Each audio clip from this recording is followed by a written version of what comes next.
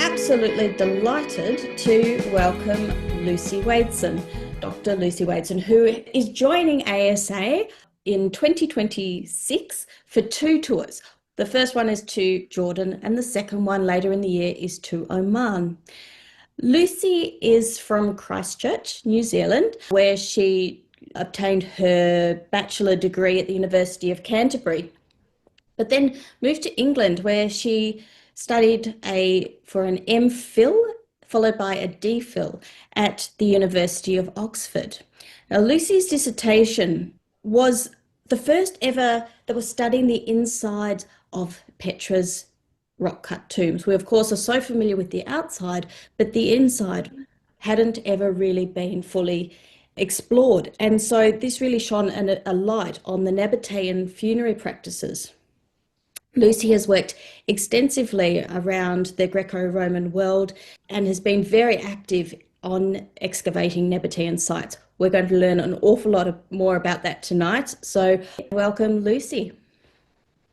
Thank you, Julia, and welcome everybody to tonight's lecture. And I'm really happy to be able to speak to you tonight and share my love of Petra and the tombs. So I'm going to be taking you inside Petra's rock-cut tombs, and unfortunately there'll be no holy grail or booby traps like in Indiana Jones. But I do hope that after an hour or so that you'll have a deeper understanding of the Nabataeans and of what's happening in Petra as well. You might be wondering how a New Zealander came to be working inside Petra's tombs. So just a quick note to add about myself in addition to what Julia has told you. So I did my first degree at the University of Canterbury in Christchurch, New Zealand in classics. So studying Greek and Roman history and art, and also Latin and Greek. And then I moved to Oxford to do my postgraduate studies, where I started research in classical archaeology. And initially, my passion was for the Greeks and Romans, and slowly I moved further east and started discovering, the Eastern Roman Empire, also, the earlier Hellenistic period. And I was really lucky because at that time at Oxford, I came into contact with the renowned Australian scholar, Judith Mackenzie, who some of you may have heard of. And Judith Mackenzie wrote the famous work, The Architecture of Petra. So when I was working out what I wanted to do for my PhD research, Judith suggested looking inside the tombs. She'd done all the work on the outside, and she suggested to me, why not start looking at the insides and see what we can tell from about the Nabataean burial customs and the date of the tombs. So that was really how I came to be working on the tombs. And it was really, for me, this was a stroke of luck that our paths crossed at that time. And she was my supervisor during my PhD. So my lecture tonight, as Julia said, is about the interiors of Petra's tombs and what's going on there. So I'm going to be talking about Nabataean burial practices, the date of the tombs, and various other issues. But firstly, I'm going to be giving you an introduction to Petra and the Nabataeans, just to give the basics for those of you who may not be so familiar with them. So if I was to ask you to think of a Middle Eastern city in the desert that was built up over a short period of time, a very wealthy city that constructed monumental buildings, drawing on Western architectural trends, also a mix of foreigners and locals, retaining a strong local cultural identity, you might think of cities like Abu Dhabi or Dubai, as you see in these images here. Now, some of these buildings to us sometimes might be a bit sort of overdone or too much, especially in contrast to the desert environment. But in fact, and while I don't always like to make modern and ancient comparisons, many of the same cultural practices were taking place in Petra, centre of the Nabataean kingdom, 2,000 years ago. So Petra also was a city that was built, monumentalized over a short period of time.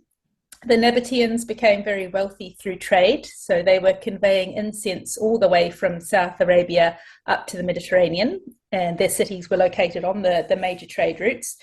So when they settled at Petra and monumentalized the city, they drew upon both local traditions and also Western art and architectural traditions, being located, of course, on the periphery of both great Western and Eastern empires. So then we have the result of tombs and monuments such as the famous Khazne, which you see here, also known as the Treasury. So this is one of, well, probably the most famous tomb of Petra that I'm sure you're all familiar with. So we see this nice blend of Western architectural elements with local elements as well, the fact it's carved in the rock. So I just like to make that comparison there to show that similar cultural processes were taking place 2,000 years ago. So let's start with a basic introduction just to familiarise you all with Petra and the Nabataeans. Petra is located in the south of what's now modern Jordan, as you see here circled, and it was the cultural, administrative, religious and political centre of the Nabataean kingdom, which at its extent extended as far north as Damascus, now in Syria, west into the Negev and Sinai deserts, and south into what's now northwestern Saudi Arabia. And the southernmost Nabataean city was known as Hegra, or the modern name of Medan Saleh, which is this is right on the border of their territory. So this site of Hegra now lies in it's in northwestern Saudi Arabia. And as I said, the Nabataeans became wealthy through their involvement in trade and commercial activities. So who were the Nabataeans? Well, most of what we know from historical sources comes from Greek and Roman historians and geographers. Unfortunately, the Nabataeans did not, well, if they did, we don't have any evidence surviving, but they didn't write their own history or mythology. So we have to rely on surviving Greek and Roman sources to learn about them.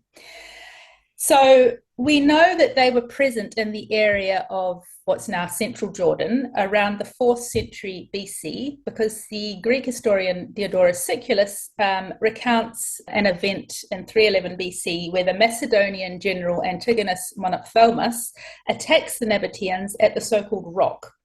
Whether this rock refers to Petra or somewhere else, it's another issue which we're not going to go into. But this is just to show us that that's when we know they're first present in the area at this time. And he describes their lifestyle as a nomadic one. So they're not yet settled in cities, but they live off the land. They're skilled at water management, so they dig wells for their water, and they're also very resourceful, according to him. Now, we don't really know what happens. There's a bit of a gap here because the next mention comes from Strabo, the geographer Strabo, and he had a friend called Athenodorus of Tarsus who spent some time in Petra in the 60s BC. So he describes life at Petra, the kings, the royal family, the customs and the city around this time. So we know that they were settled at Petra by the 1st century BC. But we have a gap of these centuries where we don't really know how they came to be settled. So this is one of the big questions, what's happening and how they came to be settled. We do know from recent excavations in the city centre that there is evidence for settlement perhaps as early as the 3rd century BC. So we are getting slowly a picture emerging. To look at the wider historical context here, so after Alexander the Great conquered the Persian Empire in the 4th century BC, the area was carved up amongst his generals and successors. So, of course, we have the Ptolemaic kingdom covering most of what's now Egypt, the Seleucid kingdom, the largest there. And the Nabataeans they retained their independence. So during this time was when they were sort of emerging as an important people. And we think that the threats from these Hellenistic kingdoms and the increased wealth they made through trade made them settle and allowed them to monumentalize a national centre at Petra eventually. So this is what we think sort of happening at the time, but they remained independent throughout this time, although there were various wars and bits of territory were sometimes going back and forth, and the kingdom was sort of, the territory was always changing. They did retain their independence right up until AD 106 when the Romans finally annexed the area. We'll come to that. So we know archaeologically that by the 1st century BC, they were settled in Petra, and this was also their most prosperous period. So all the wealth that they'd attained through trade, they put into developing the city. And this is when some of the most monumental and fantastic buildings were in fact built or carved, such as the main theatre, you see up here on the left, the Khazralbin temple in the city centre, and as I mentioned, the Khazne or treasury, the tomb here. And this sort of seemed to occur over the reign of the king Aratas IV, who reigned from 9 BC to AD 40. So this was what we think is sort of the height of the Nabataean kingdom, their most prosperous period. Like I said, until the Romans annexed the area in AD 106 into the province of Arabia. Now, even after the Roman annexation, Petra did continue to thrive. And we know this because in the Byzantine period, we have churches being built. For example, the famous Petra church in the mid-5th century AD. And we have papyri from this church, which talks about a thriving community. So things are still happening, even though there's obviously political changes, historical changes, the city is still thriving in a sense. And the sources become lesser as time goes on, but we do also have castles built in the Crusader period, for example, the castle El Habis. But gradually, the knowledge of Petra seems to have been lost to the West after this time, after the Crusader period. And it isn't until the 18th century that Petra is really rediscovered to the West. So the West sort of rediscovers Petra again. And this was made through the Swiss explorer Johann Ludwig Burckhardt, who entered Petra under the guise of Sheikh Ibrahim. That was the only safe way to actually enter the ancient city, and he pretended under the guise of making a sacrifice at the tomb of Aaron. So that's how he got in and discovered and rediscovered the city for the West. So let's have a look at a bird's eye view of Petra. It's located in a mountain basin of the Wadi Araba. So the city centres in the flat basin area, as you see here. And it's surrounded by these mountains, so it's protected by these mountains. And you have all the typical amenities of a Eastern Greek city of the time. So we have theatre, temples, we have a nymphaeum, we have a colonnaded street. So it has this kind of look of a typical Eastern Greek city of the late Hellenistic period. Now, entrance to the city was via these valleys through the mountains, known as wadis.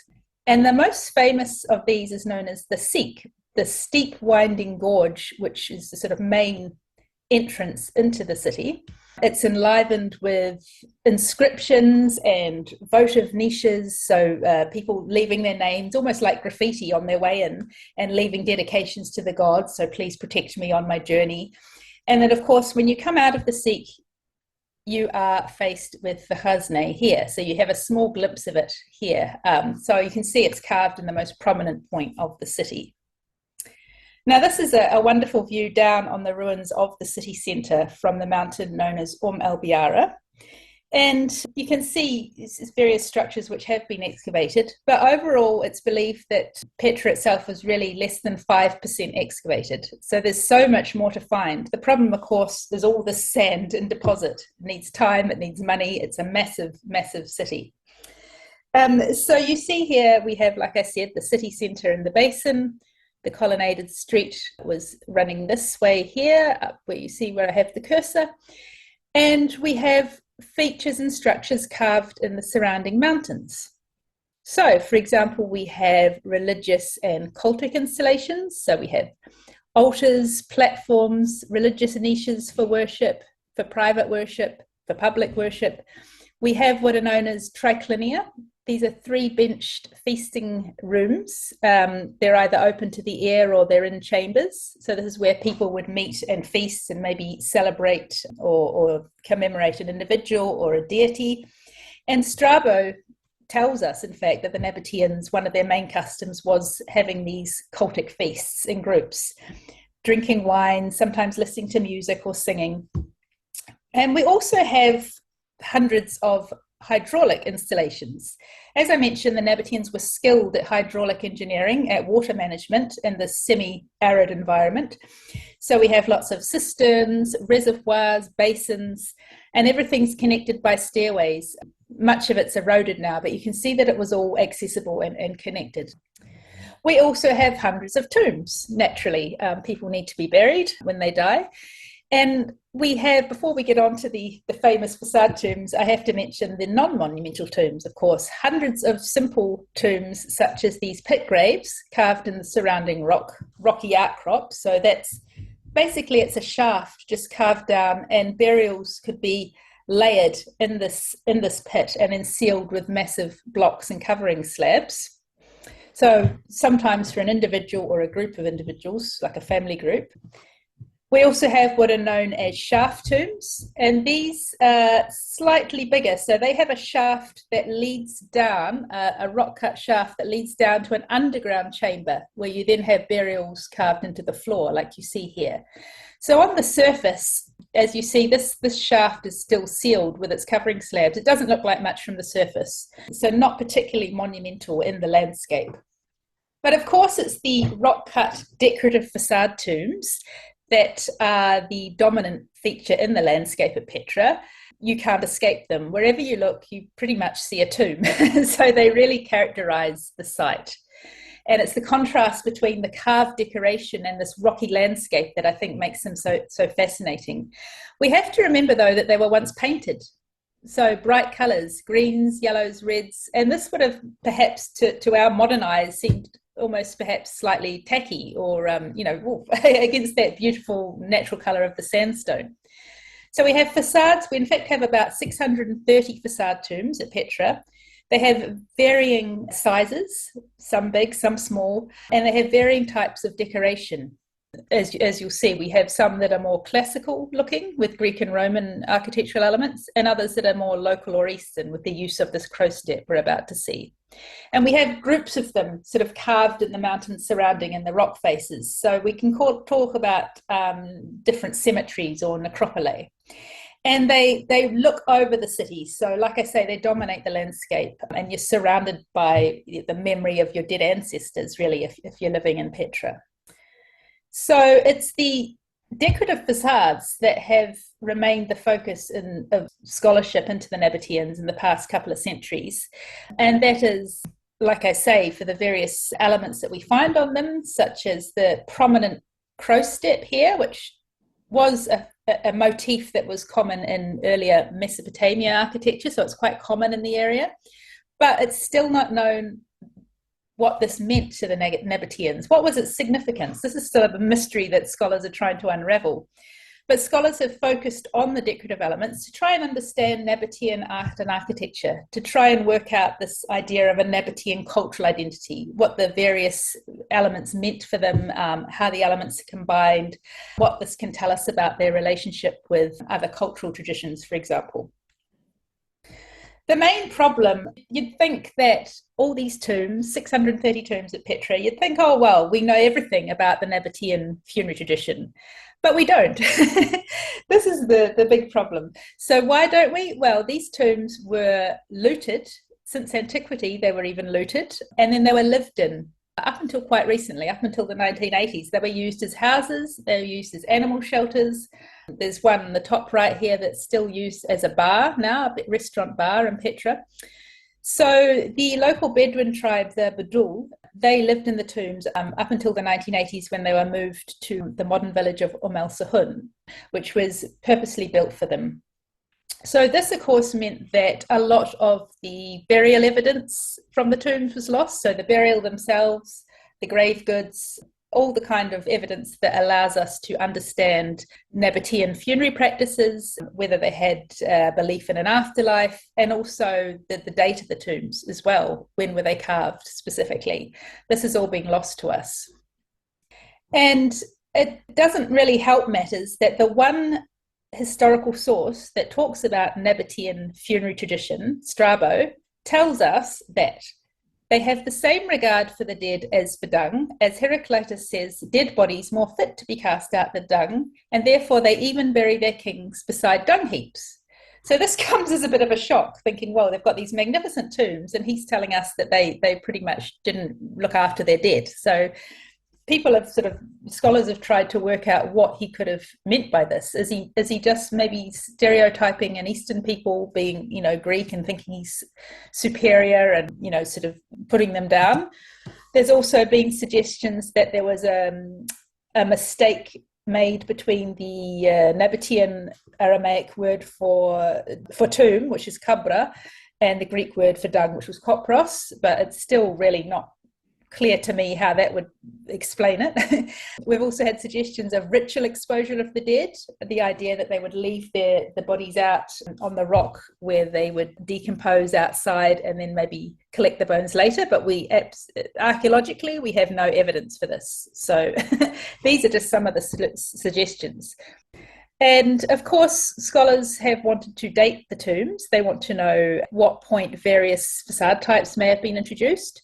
And to do this, because of the lack of evidence remaining inside the tombs and because they were up until recently lived in, so they weren't accessible to study, they used the façades to try and make suggestions about when the tomb types may have been introduced during the period of the Nabataean kingdom. Now, the earliest scholars to suggest a chronology for the tomb types were Bruno and von Domažewski in 1904. And they assumed that there was this linear development of tomb type from simple to complex in design. So this was basically just an assumption. They assumed that, like Greek art, for example, the evolution of Greek art and Greek sculpture, that you see this moved from simple to complex, from abstract, simple design towards naturalism. So they assumed that the smaller tombs with the simple lines of crow step were the earliest. And then they only believed that tombs with classical elements could have been made once the contact with the Romans increased with time.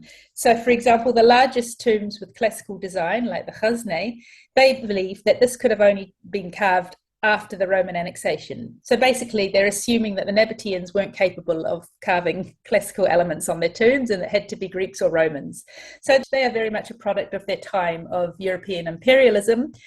And we can see now, looking back, the faults of this, of course, the assumption here that are made, and the time frame that's put on these tomb development is also flawed.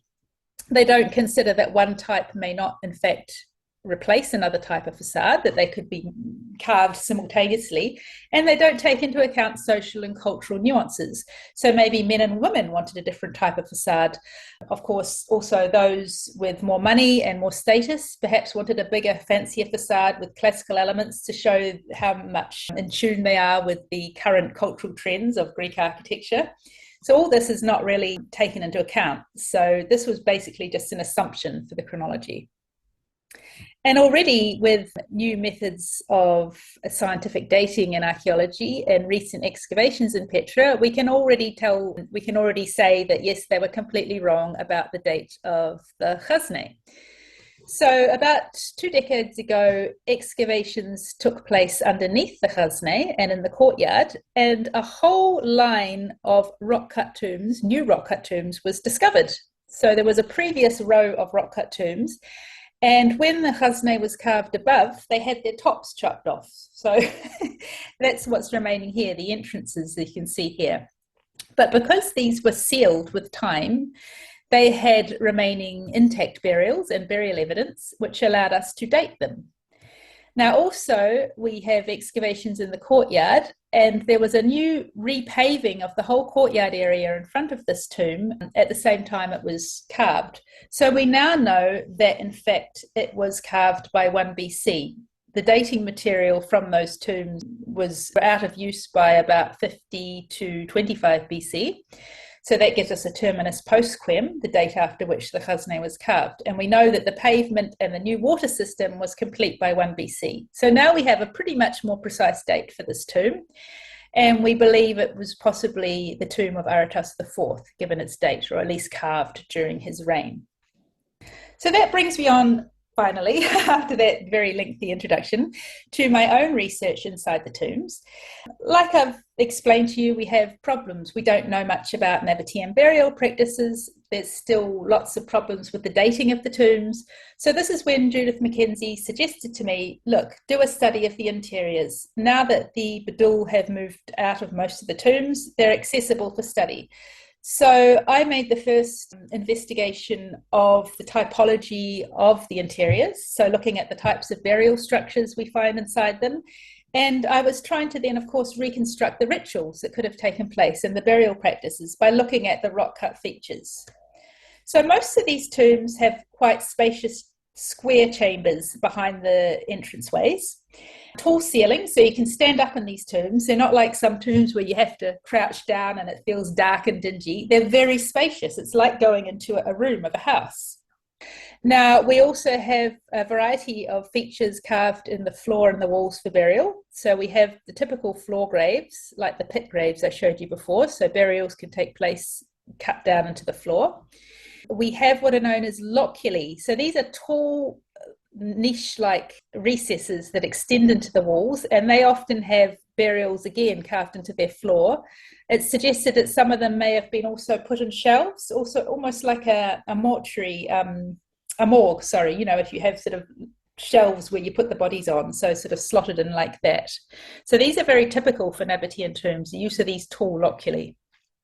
We also have a few burial niches. So these are smaller niches, perhaps for children or maybe for bone collection, it's possible. And we have larger recesses, often for the most important person of the tomb founder or the head of the family. And these are usually placed in the centre of the back wall, aligned with the entrance. So the most important part of the chamber. Some of them are arched, and these are called arcosolia, which are very typical in Roman period tombs, in fact. So we have some of these arched type recesses, again, with burials placed in the floor. We also have various installations that we believe were used for ritual inside the tomb. So in the threshold of the chambers, so as you enter the tomb, you see many circular rock-cut receptacles. Also, you see these in front of particular burials, and we believe that that's where libations would have been made to commemorate the dead, so offerings for the dead, perhaps the pouring of oils or wine, for example, to feed the dead. Very common in Roman funeral tradition as well, this idea of feeding the dead and looking after them. We also have niches in the wall, like at this one on the top right, perhaps for hanging garlands. You see there's a wee notch there, so it could have garlands or hangings from the walls to enliven them.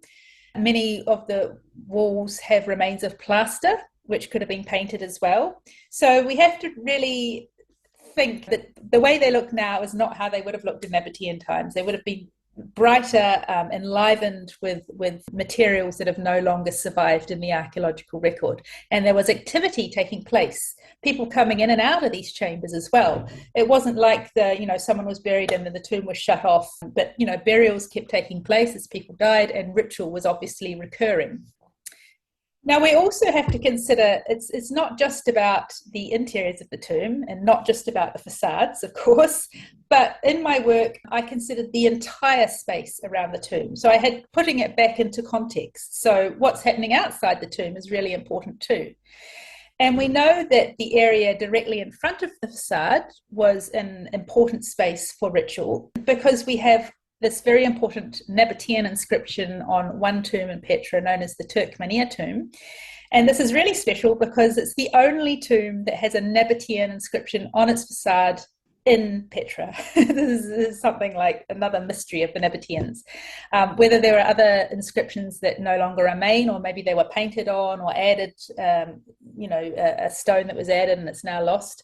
But in any case, this inscription talks about the tomb and the large burial chambers within it, and it tells us that there was also an enclosure in front of the tomb and porticos in rooms. So it's talking about like a colonnaded courtyard that was once there.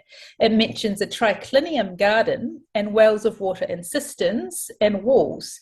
And it says this property is sacred and dedicated to Dushara, who was the chief god of the Nabataeans, the chief god of their pantheon. So interestingly enough, it doesn't mention a particular owner of the tomb, but it says it's dedicated to the gods. So we learn from this the kind of features we could find outside the tomb, the garden and sources of water for ritual and cleansing perhaps. And we learn that it's a sacred area as well. So there would have been these kind of boundary markers marking it as a sacred area that you're entering into. Now, when we start looking at the exteriors of the tombs, we can in fact find some of these features in the archaeological record. So this is the tomb of Unaishu, which you see here. And if you look at the plan, it also has a large courtyard and it has remains of a colonnade. So you see the recesses here where the columns would have been placed. And so it has this large courtyard where we think people were possibly gathering for funerary ritual to honour the dead. We also have nearby a source of water, so a cistern for water. And we have an additional room added on, a triclinium, so for feasting, funerary feasting in honour of the dead. So a 3-benched room carved here.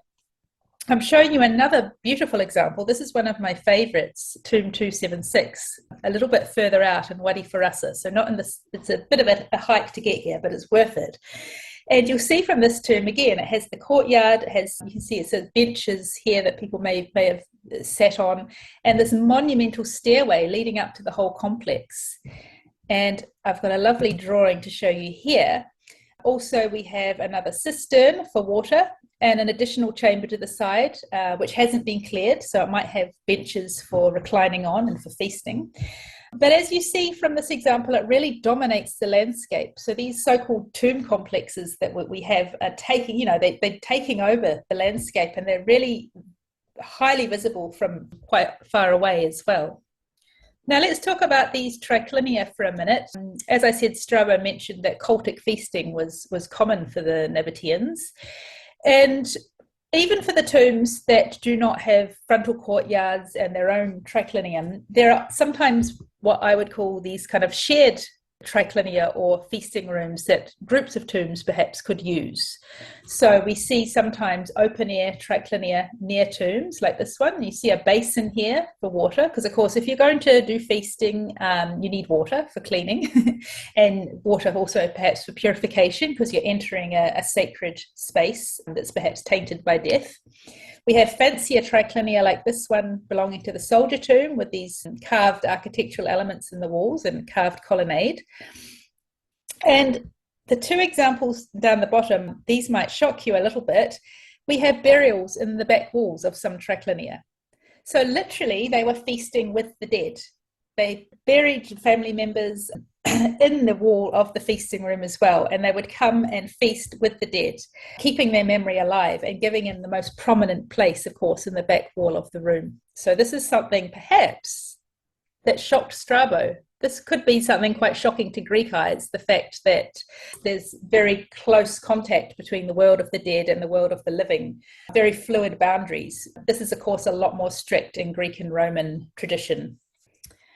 Now, moving on, I would like to talk about my excavation of 2 tombs in Petra.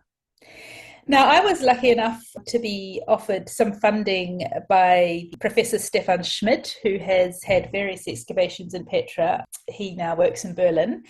And he said, right, think about 2 tombs that would be really interesting to clear and excavate. Now, I've told you they're all looted.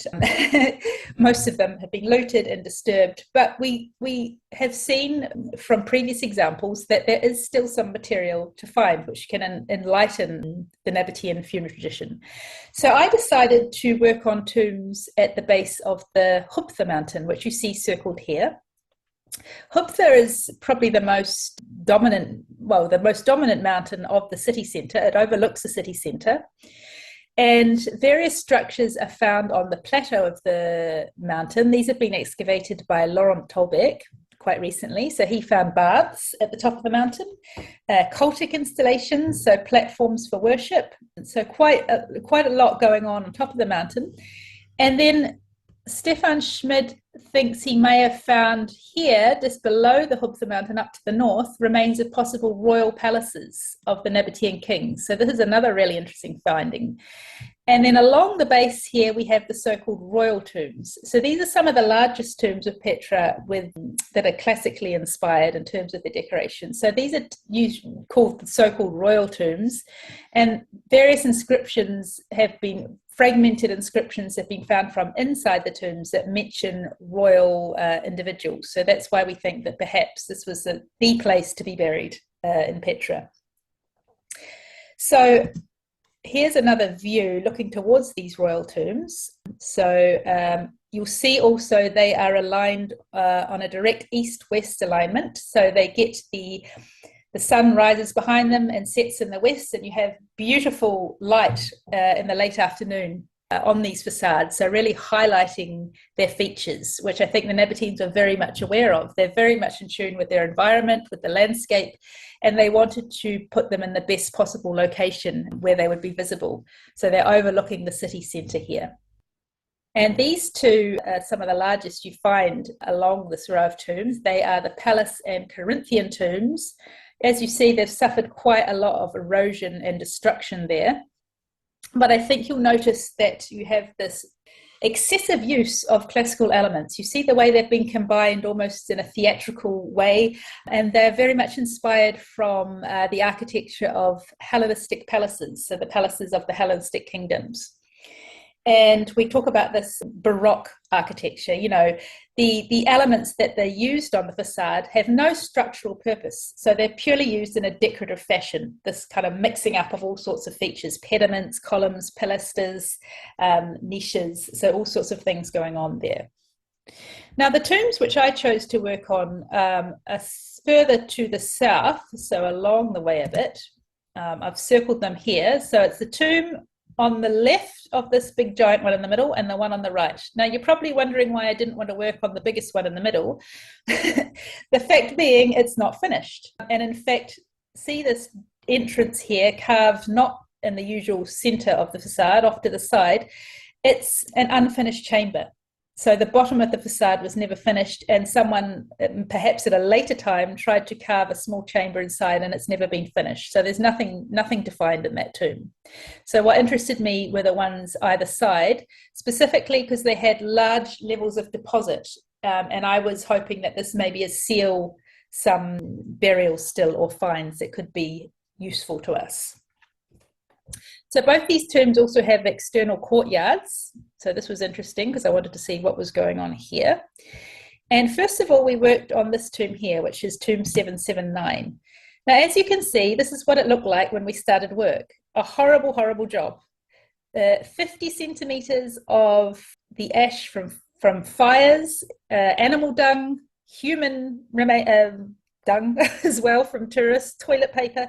The most disgusting work as an archaeologist is digging up all this sort of modern debris and rubbish. And this took a good 3 to 4 days of clearance of this material before we got to anything of interest. But as you can see, a beautiful job was done, and this is what the chamber looked like after clearance. So we found 4 graves carved in the floor here. The rest of the space of the chamber hasn't really been utilised, interestingly enough. This is a massive chamber. It's 10 by 12 metres and 4.5 metre high there, so very high ceiling. And we have this beautiful arcosolium burial in the back wall there, so for the most prominent burial of the tomb. So we started work by clearing the grave that was in the floor of this arcosolium, and you have a beautiful section drawing here. And what we found was a 2.9 metre deep shaft with space for a burial at the very bottom there. So this is really deep, and this is a lot of rock to excavate out when carving this grave. We also have this basin here in the wall that would have held water for whatever purpose, purification perhaps, and remains of plaster. So it would have been a lot more elaborate and beautiful originally. Now, unfortunately, this burial had been looted in the past, and it had only been looted, though, in the south end, so this end here. So typically when looters wanted to rob burials, they assumed, well, they tried to go down where they thought the head of the burial was, because that's where most of the grave goods are usually placed. Jewellery, coins, pottery, usually around the head area. So they tried to guess where the head might be. Sometimes they got it right, sometimes they got it wrong. In any case, lucky for us, the rest of the layers of the shaft itself were kept intact.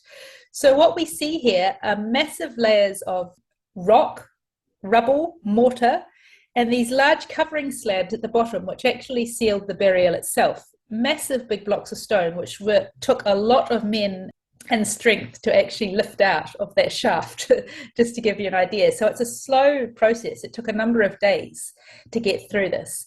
But I think the important thing is here just how much effort was gone into protecting this burial itself, just for one burial. Clearly important and the most important part of the chamber.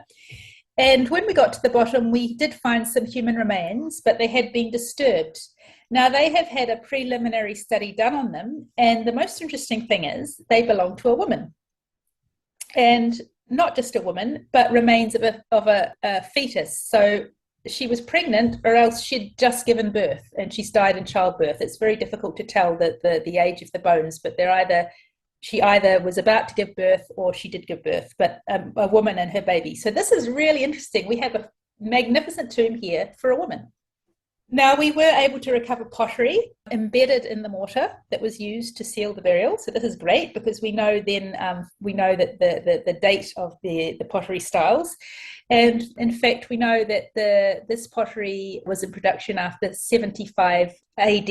So we know, in fact, that the tomb, or the burial itself, not the tomb, but the burial would have taken place after 75 AD. And we found a beautiful bronze camel foot. So probably a camel figurine was deposited with this burial. So this is camels were, of course, they symbolize the wealth and prestige of an individual. So this is not surprising at all. So we know that, of course, this was a prestigious burial, and unfortunately the grave robbers got there first, but it shows you just how much material we can still gain from excavating some of these looted burials. Now, in the floor graves, we were lucky enough to find intact skull, and also you see leg bones here remaining. So we know in this circled grave here, it was a male individual aged between 45 and 49. But what's interesting here is this layer of what looks like lime, this limey layer, and it's been noted in other burials in Petra, the use of a quicklime, which of course helps decomposition. So what it does, it basically dehydrates the remains and stops bacterial growth, which is really important in a hot climate such as Petra. And hygiene, of course, is really important. So this is really interesting too. Now, moving on to the other tomb that I worked on, tomb 781, I've got a nice plan here. You'll see just how big the courtyard was, bigger than the chamber itself. The chamber itself was 12 by 12 meters approximately. But we opened up a trench. We couldn't, it's too much time to remove all that sand. So we have to be really careful about what trenches we open and what we decide to excavate. So we opened up a trench here on the edge, and we found remains of what seemed to be a monumental gateway or door that would have provided entrance to the courtyard itself. So we have holes for door frames and a locking system. And there's been heavy erosion here. So we're guessing maybe that there was a stairway or an access up to this point, and then you had this doorway or monumental gateway that allowed access into the courtyard area. Again, showing that it was probably sacred and that you were crossing over sort of into this different area. Now, inside the tomb itself, we have even more debris covering the chamber. So we decided to just focus on the northeast corner here. It's got 16 loculi in this chamber, and it's got its own special little subsidiary chamber that's elaborated with carved decoration, and another arcosolium burial right in the back wall there. So we only had time and enough money to focus on this corner here. So I'm going to be showing you some of the interesting results we had. Starting with the arcosolium burial. So again, a 3-meter deep shaft down into the arcosolium itself. So it took a lot of time to remove the material. But we got a really pleasant surprise when we reached the bottom, because what we found was this built wall along the side here. So we had the usual shaft going down, and then we have this built wall, this 2-course built wall, that in fact sealed a side chamber. There's a vaulted niche to the side for a whole nother burial. So just think about the effort that's gone into protecting this particular burial. Whoever was buried there must have been someone extremely important. The fact that all this effort gone into not only just putting them in the main deep shaft, but to the side. I think it will show you better in these pictures here showing the sections. So what we found in the shaft was a space for 2 burials in the main shaft, and then this vaulted side niche, as you see here. And we found human remains still, although it was looted. So we found the remains, in fact, of a minimum of 3 individuals in the shaft here. And again, what preliminary studies are telling us is that it's possibly, again, a female who was buried in the most important sealed niche to the side there. So again, this is really interesting that we're having another woman buried in the most important part of the tomb. We found 4 different types of mortars sealing this burial, so a very complicated and sophisticated way of sealing the burial. So it's really important for them to protect the human remains. We found nails, which suggests the use of wooden coffins, and we have found remains of wooden coffins in other Nabataean burials, so that is most likely. And we also found quite a lot of pottery, giving us a wider date range from 25 BC all the way up to AD 100. So a long use for this tomb. Another really interesting find in this small chamber at the back of this tomb was we found later reuse in the Byzantine period. So we found a later grave that was cutting into the earlier ones. And we found this almost complete skeleton on a niche to the side here. And we found coins from the emperor, the period of the Emperor Justinian, the Roman Emperor Justinian, so 6th century AD. So this shows us that tombs, even after the Nabataean period, were being reused much later for other later burials. So this is a really interesting and new point to note as well.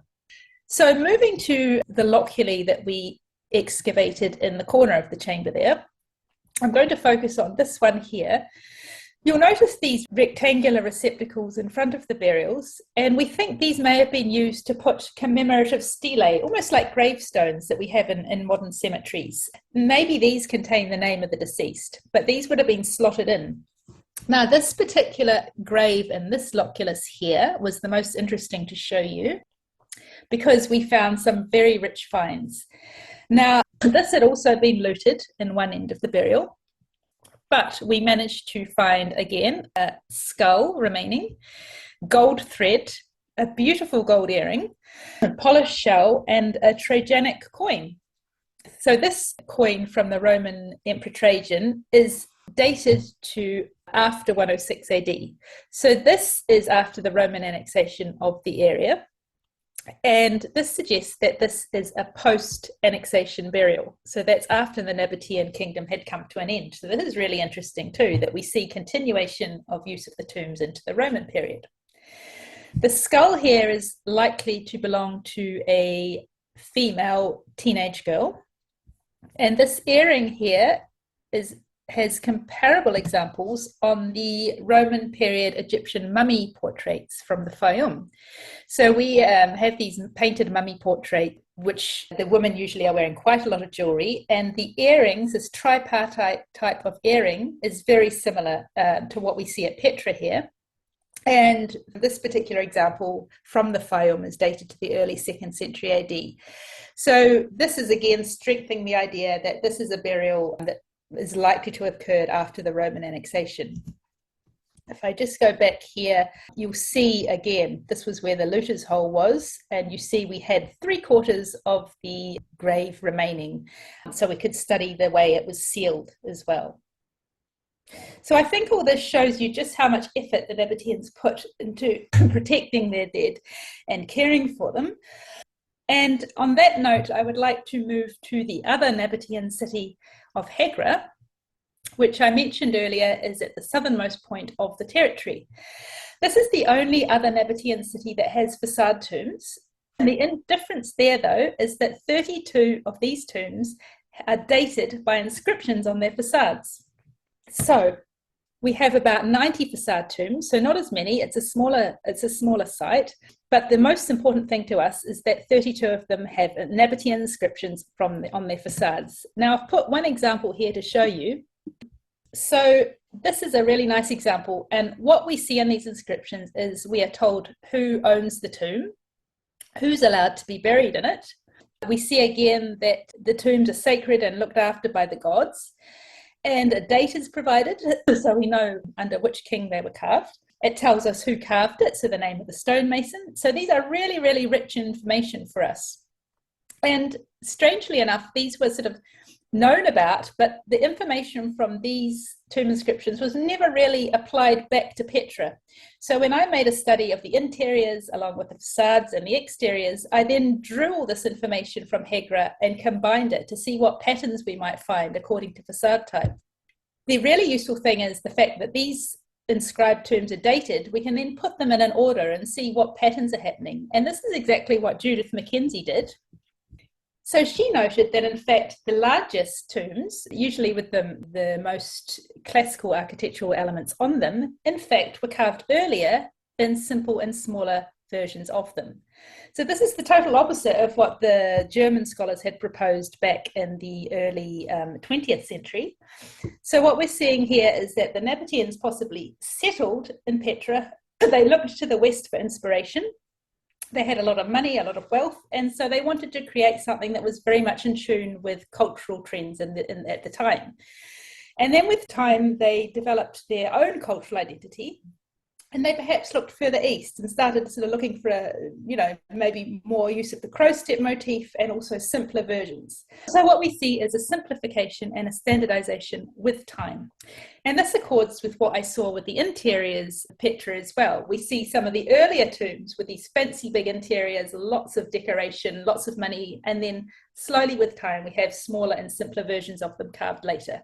This is quite a complex issue that I'm not going to go into too much detail here, but it's something that I would love to talk about with you in question time or perhaps another lecture or on site. So I just wanted to show you there that just how new studies and novel ways of approaching these tombs can give us totally different results that are very insightful as well.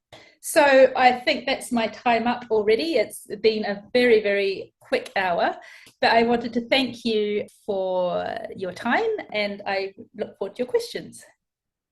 Well, thank you so much, Lucy. Has anybody got a question? I have a question on the layout, Lucy. If you go back to the map and you had the circle, significant tombs at Petra, is the entrance into Petra to the north or from the south? Yeah, this is a nice bird's eye view.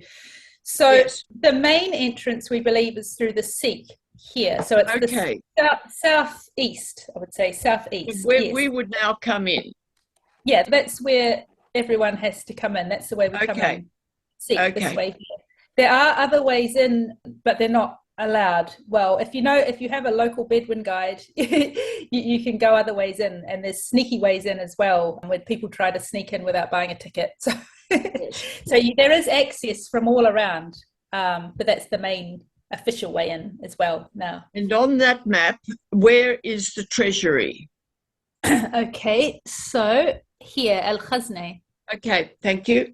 That's the treasury. So that's the Arabic word for... Yes. So I know where I am. There it is. So we come in like this. Yep, thank you. What about domestic architecture, where the majority of people lived? Sure, yes. I knew someone would be wondering that.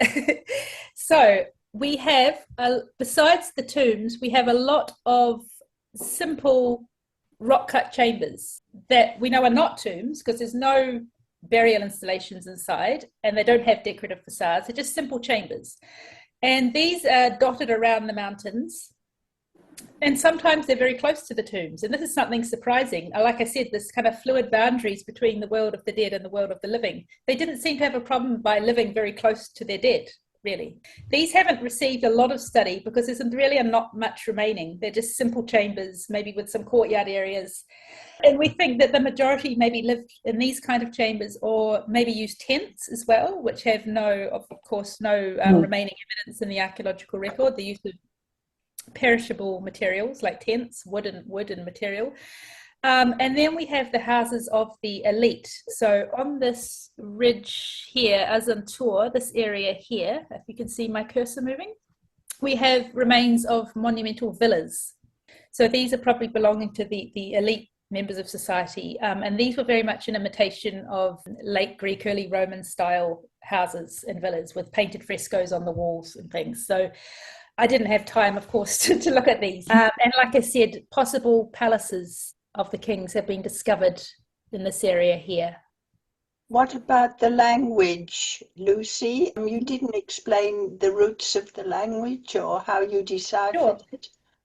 So the Nabataeans wrote in a form of Aramaic. They had their local version of Aramaic, so we call it a Nabataean Aramaic. So this is what we find in their inscriptions, for example, and their papyri as well. But we think their spoken language was an early form of Arabic. So in fact, what we know now as modern Arabic, in fact, has its roots with the Nabataeans. We think that they played a role in the development of the language. And we know this because we can see their personal names have a lot of similarities with Arabic, the names they used, and also later inscriptions as time went on that it developed. Thank you. Mm-hmm. Yeah. Lucy, I'd just like to ask, you've been over there a number of times, obviously. How did you find understanding the hieroglyphs or whatever language was written over there on those particular tombs? Well, I'm not an epigrapher myself. No. So there are a handful of Nabataean epigraphers in scholarship. So Leila Neme, for example, is one of the most prominent French scholar. So they have been translated. I rely on the translation. The British scholar John Healy, he has an excellent book on the tomb inscriptions from Hegra.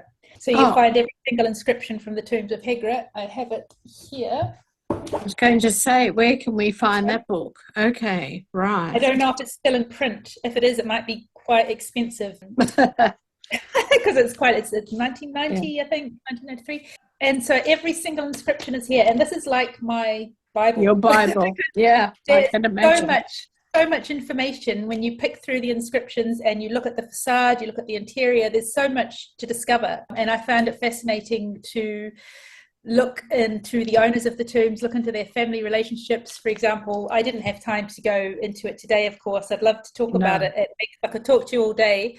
But there's really interesting things going on where you have tombs owned by men and they only mention their sons and their descendants. They don't mention a wife. How they don't sexist. Talk about a wife. Then you have some tombs owned by women who only mention that daughters and granddaughters. Oh, wow. It's really interesting. Yeah, and we don't know what's going on. We don't know if perhaps they had divorce and the women have gone off and had their own tomb. We don't know if they were belonging to a temple. They were maybe, this kind of like sacred prostitutes in a way, where they belonged to a temple and so they weren't married. So there's a lot of interesting family relationships going on. There's sometimes a man who talks about two sets of children, so he's obviously had two different wives or partners, and they're all allowed to be buried in the tomb, but there's no mention of the mothers. They're off somewhere else. So it's fascinating to read through them. It really is, if you ever get your hands on a copy. And how did they eat? Like, where would they cultivate anything to eat in those very dry climates? Well, because as I said, they were really skilled in their hydraulic engineering. Oh, so they got the water through. There was water. Yeah, there were channels. They got the water. Okay. They were natural springs, so they exploited the natural springs that were around, and they collected rainwater that lasted them a whole year.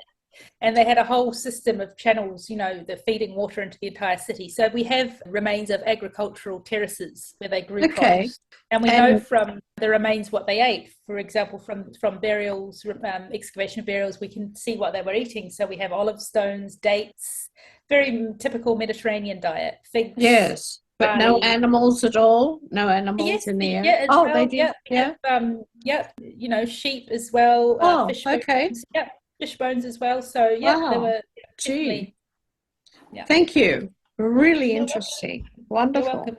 Well, absolutely. Thank you so much, Lucy. For people who want to learn even more about Petra, so a really good in-depth opportunity to travel and learn with Lucy in March 26. And then Lucy's also going to go to Oman in October 26. Another area where I'm sure that you have an incredible wealth of knowledge. So thank you, everybody, for joining. Thank you. Thank you very much. Good night, everybody. Wonderful. Good night. Okay, bye-bye.